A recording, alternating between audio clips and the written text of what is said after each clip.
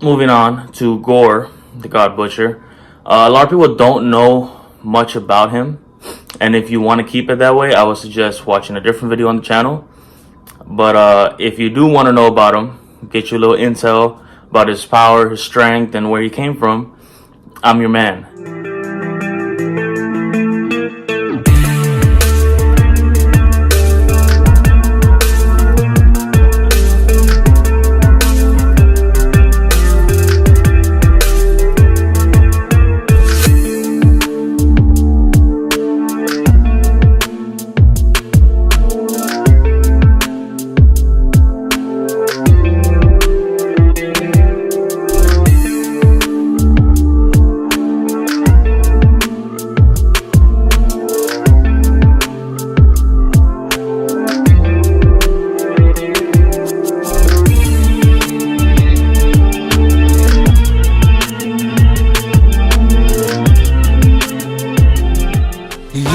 Y'all already know what it is.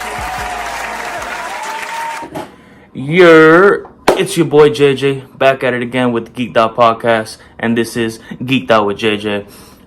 For today's episode, in lieu of the new Thor movie coming out, I will be giving you guys the backstory of Gorr, the God Butcher, who will be played by Christian Bale in the new Thor movie.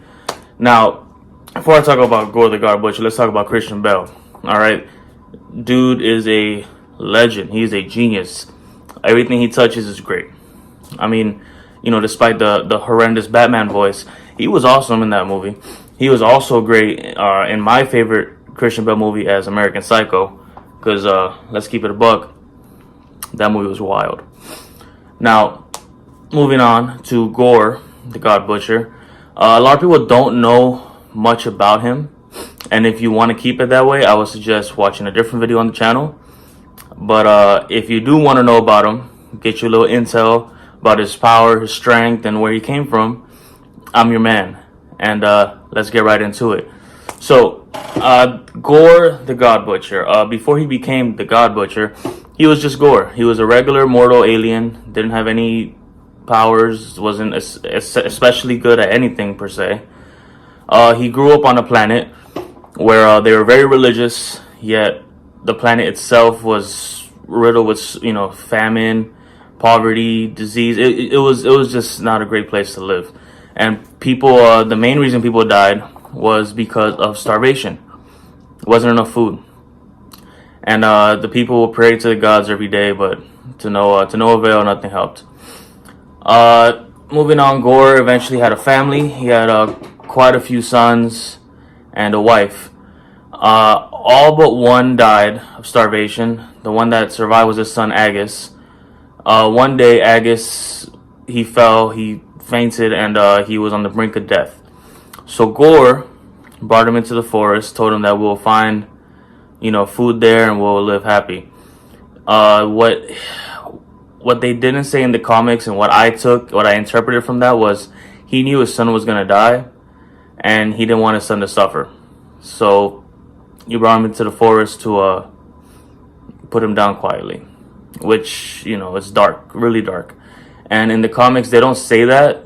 They just kind of leave it off that part where they brought him into the forest, from what I remember at least. If I'm wrong, you know, crucify me in the comics, please. Anyways, he was walking and he noticed a humongous fight happening in an open field. It was a fight between gods. Some of you might know who Null is. He is the god, the king of the symbiotes, i.e. Venom, Carnage, you know, those guys. And he was fighting not an army, but a group of gods wearing gold armor with purple skin. You know, and I know that sounds familiar. Anyways, so they're fighting, and Gorr is seeing this fight happen before his eyes, and, you know, hold and behold, it's a fight between gods that the people of his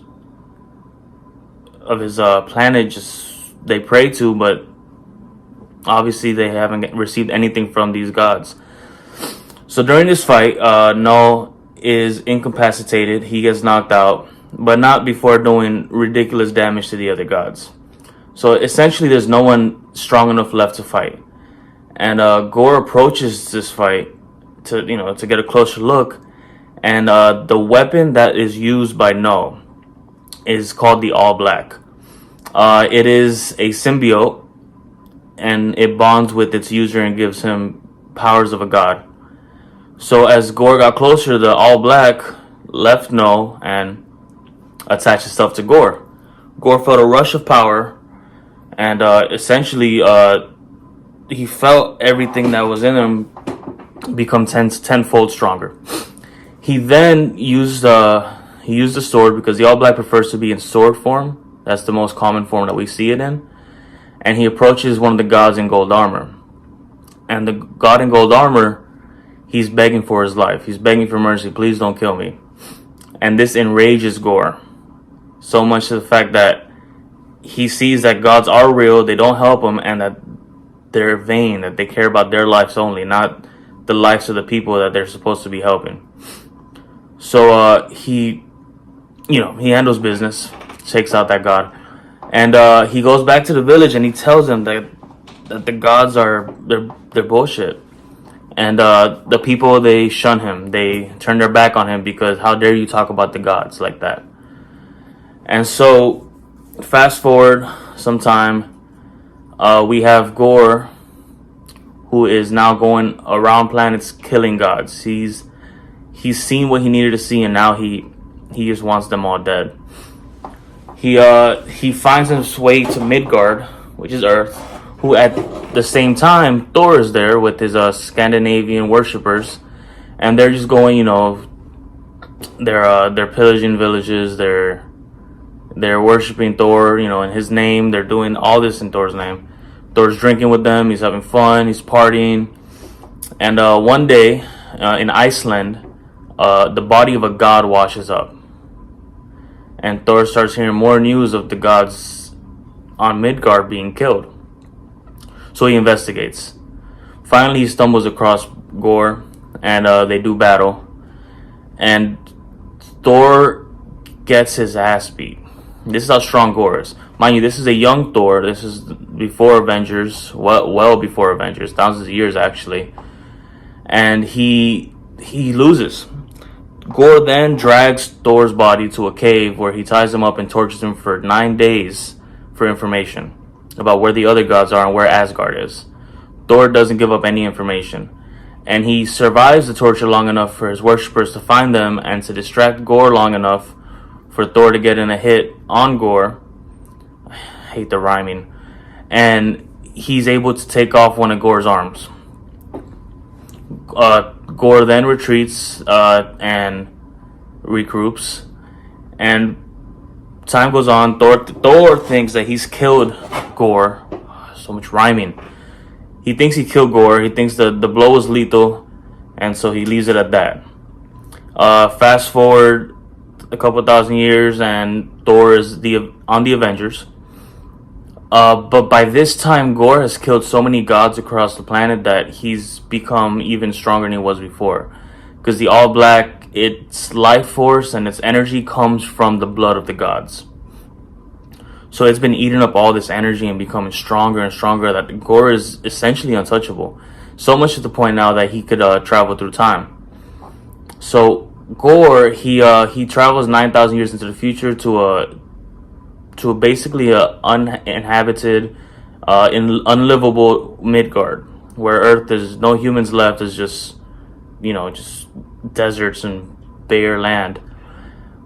He does this essentially as a base, and what he does is, for the gods he doesn't kill, he takes them to this planet in the future, and he makes them work. They work in the fields. They're essentially his slaves. And Thor, but back on our time, present day, he's with the Avengers. He's a lot stronger than he once was, which is great. But back to Gorr. Another power of the All Black is that he could not resurrect, but he could animate whatever he wants to see. So he creates his family from the All Black, his wife Agus, and the reason he has this plan, the reason he has the gods working, is because he's trying to get enough pieces to create something called the God Bomb, which is a bomb that if he sets off can kill all the gods at once. So what happens is he is brought. I'm sorry, I got ahead of myself. He goes back to the time present day with Thor, and they do battle. He drags Thor into the future, and Avenger Thor, he's there, he's doing battle, and he realizes that original Thor from thousands of years ago, Gorr had went back in time to kidnap him, and now he's also a slave on this planet. So we got two Thors now on the same planet, obviously different times. The All-Father Thor, much older at this time, he arrives to the planet as well to do battle with Gorr. So now what we have here is we have three Thors fighting Gorr at once. So much rhyming. And even with the three Thors, they don't stand much of a fight. They're getting beat, easily. It's not even like they're putting up a really good fight. Gorr is just 10 times stronger. It's ridiculous how strong he is. And through all the savageness, the wife that he created from the All Black, she calls him a hypocrite. She says that you're no better than the gods that you hate. And so Gorr, filled with rage, slays his wife. Agus sees this, and it also causes him to turn on his father. And what he does is he starts berating his father with insults, calling him the god of hypocrisy and stuff like that, which gives the Thors enough time to get the upper hand. So they're able to take down Gorr because of distraction by Agus, and essentially they think they kill him, but what happens is he gets trapped inside the All Black. Now that's basically the short story of Gorr versus Thor. Now I'll talk more about the All Black sword, and essentially what it is, like I said, it's a symbiote. It's the first symbiote that Noel has ever made. It's also the strongest. It puts every other symbiote to shame. So Carnage, Venom, basically the entire planet of them couldn't fight this one symbiote. The comics, they kind of mess up on the timeline, because when we meet Noel has the sword, and by the time that Venom and Carnage are born, the All Black has already been created for thousands of years. So they don't really do a good job at pinpointing where Gorr comes in and where Noel creates the sword. But more about the All Black is it has a lot of powers. It gives the person paired with ability to fly. Obviously, it takes the shape of whatever weapon you want. You can create life with it. You can also create an army of these. It's like they're called like the Mentors, something like that. I'm not talking about Harry Potter, but they're essentially similar. Just they're mindless, soldiers for whatever army he wants to create. It also causes you to become immortal, so you don't age, so you live essentially forever. Now, the All Black in the comics has gone through many hands in the Marvel Universe. Galactus once wielded it. Ego, the planet, as we know as Star-Lord's father, he once had it. He actually got it from Galactus when Galactus came to kill Ego. Because if you don't know this, Galactus and Ego have a beef in the comics. Galactus the World Eater, Ego the World. It makes sense. The most famous person besides Gorr the God Butcher that was wielding the All Black was evil King Loki. Now, later in later comics, evil King Loki is using the All Black and accidentally resurrects Gorr from the All Black. And that's a whole another story for another day. But essentially, that's a lot of the stuff you need to know about Gorr. Some, quick cliff notes. Gorr the God Butcher hates gods because the gods never helped his family or his world, and he lost his entire family because they starved to death, which is terrible. He's also fought Thor thousands of years ago. I don't know if they're going to implement that. I don't know, they might retcon that, but if they do, then that doesn't really matter. What you do need to know is that Gorr is a legit villain and someone that even as Guardians are not going to be able to face, not easily at least. So we got to see what happens with Thor. It took 2 Mjolnirs from the Avengers Thor to finally put down Gorr in that fight with the 3 Thors versus Gorr. So much rhyming. And even then, that only worked because of a distraction by his son. So we got to see how this movie goes. I don't know if Jane Foster has the chops to take on, Gorr being a human and everything. But I guess we're going to have to see. And that was today's episode. I hope you guys got all the information you need. Feel free to look up and feel free to look at the other videos that we have on the channel. A lot of good content. And as always, this was Geeked Out with JJ. Yeah.